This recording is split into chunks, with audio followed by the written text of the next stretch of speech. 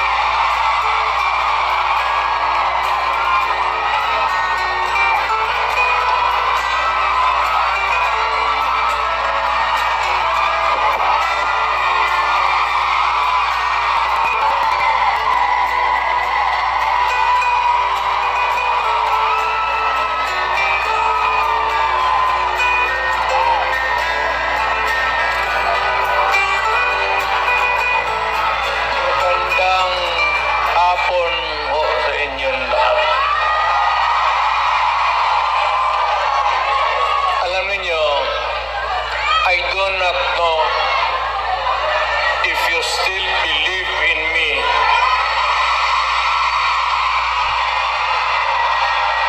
Pero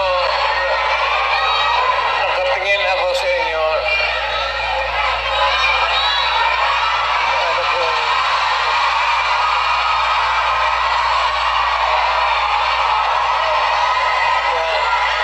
Dapat magkita-kita tayo doon sa ating bayan. Kaya lang sa sitwasyon natin ngayon, kailangan talaga pupunta tayo sa ibang bayan maghanap buhay. Pero sa akin, the fact that malayo kayo sa pamilya ninyo,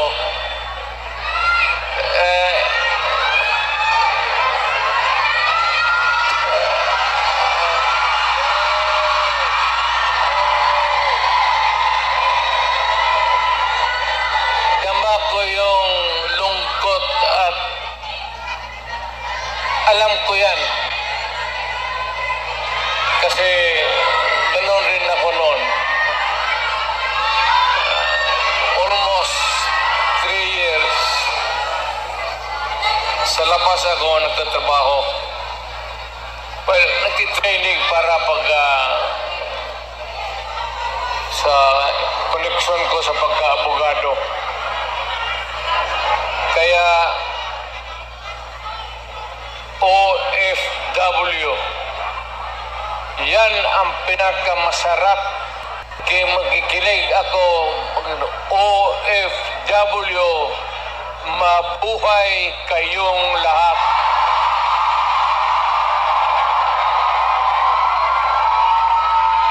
At ang mundo dapat magpasalamat na merong mga Pilipino na magpunta dito sa kanila, sa ibang bayan, para magtrabaho para sa kanila at para sa atin, maipon ng pera para sa pamilya natin. Kasi, well, you know, it would take about 7 to 10 years bago mawala itong sitwasyon natin na ganito. But in the meantime, that we are not really ready economically to trabaho para sa lahat, then I said, napipilitan tayo dito maghanap ng trabaho para sa ating mga pamilya. Kaya ako ngayon dito, this is not the first time that I have kaharap palad natin. Magdasal tayo na yung pagod ninyo ngayon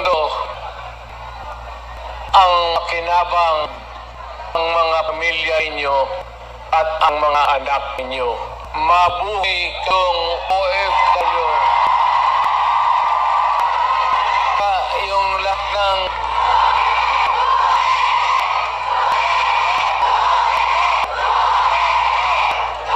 kaya kayong lahat ng mga taga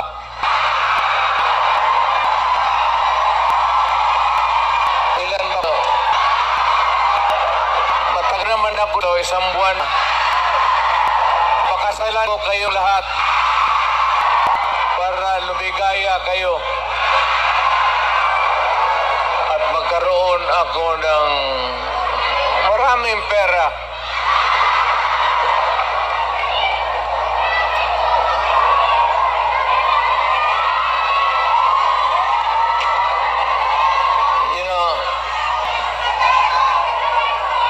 Hindi lang ito sabihin ninyo. Hindi ako nagbubula, ha? Yung mga taga rito na tuwanda na nung nakilala yung matanda na yung may karanasan sa Davao noon. Alam ninyo yan na ang sitwasyon namin pareho sa inyo. Matagal kaming walang ama kasi abogado siya, hanapin ng buhay, nasa siyudad talaga. Ang abogado walang silbi dyan pag sa barangay. So, ganun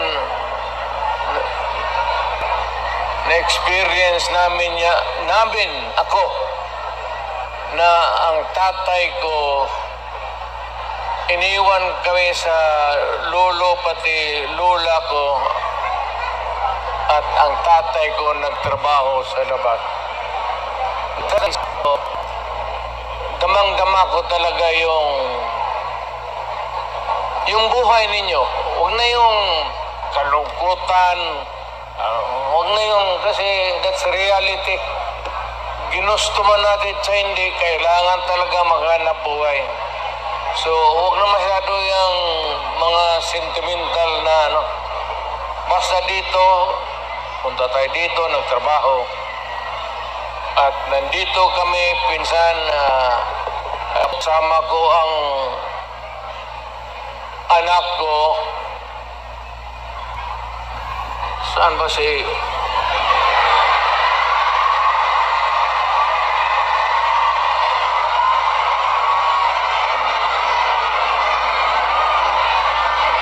Anak ba ako dito sa labas sa inyo?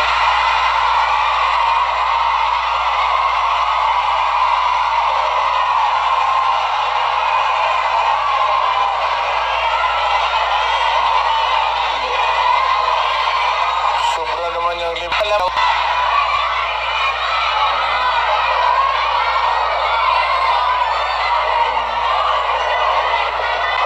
Saan ba pamilya ko?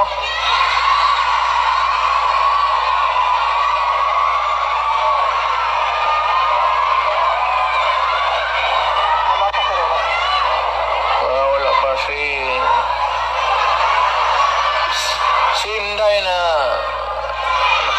okay na. Importante dyan si Inday kasi Inday yung politiko eh. So, mabutit naman. So, ano ang pag-usapan natin? May pera kayo ibigay? Basket 10 Hong Kong dollars lang. Walang makina akong kitain dito.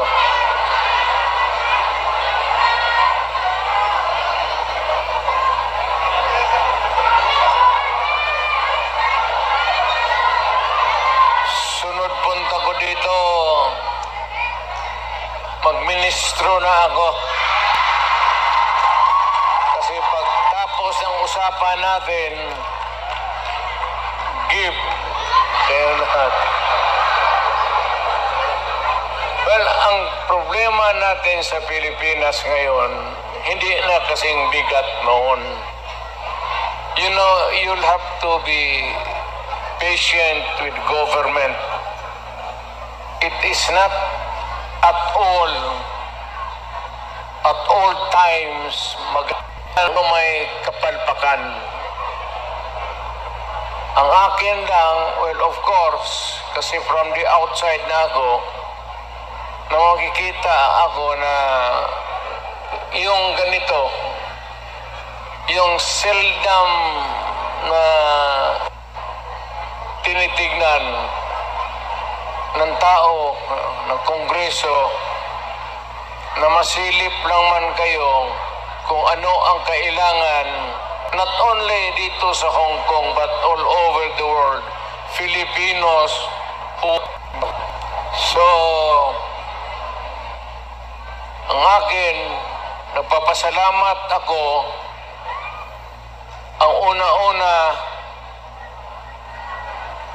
yung tulong ninyo sa economy ng bayan. At second, yung social order, yung problema na yung mga anak natin makapagpapos. Kaya naman ako nakita ninyo na patong-patong ang kaso ko. Sa totoo lang,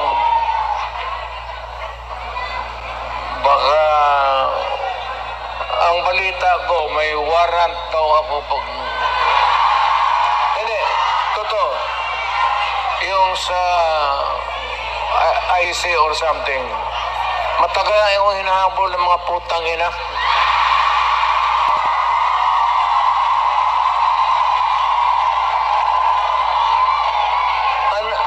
Ano man ang kasalanan ko? Na ginawa ko man ang lahat sa panahon ko para may konting katahimikan at mapayapa ang buhay ng Pilipino. Ang problema nito, ewan ko kung ang tingin ng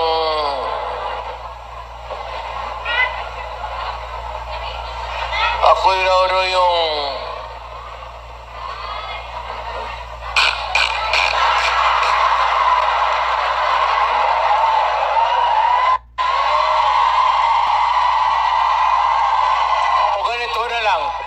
ito ganito na lang. Assuming na totoo talaga yung naririnig ninyo. Bakit ko ginawa yan? Para sa sarili ko? Para sa pamilya ko? Para sa inyo at ang inyong mga anak sa ating bayan.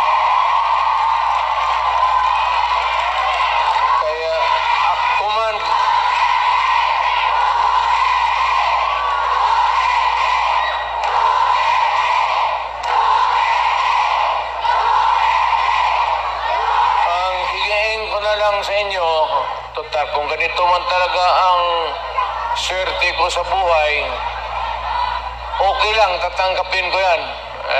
Wala tayong magawa hulihin tayo kung ikulong tayo. Kaya lang, tayo mag-contribute kayo, baski $5, $10.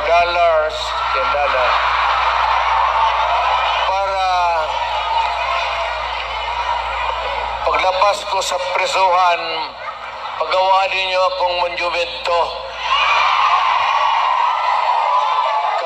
katabi ni Rizal. Si Rizal may hawak na libro Akin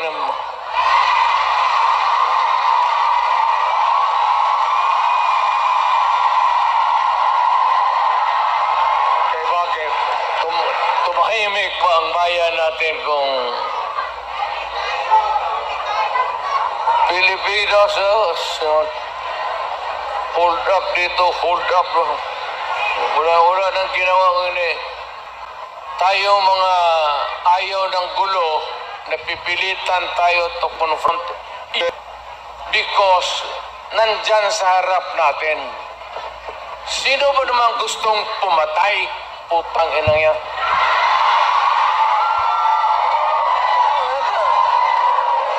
Bakit ako why would I waste my time? Manila, pumapatay yan si Duterte, lumalabas ng gabi, ganon.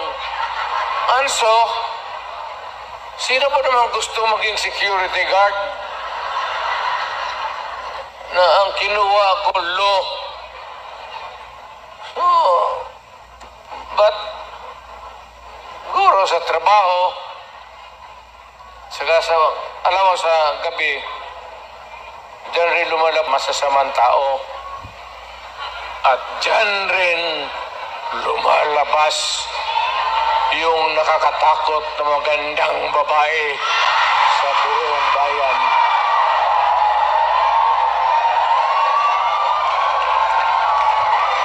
Sino man nakita ninyo maganda sa araw, eh? Kita?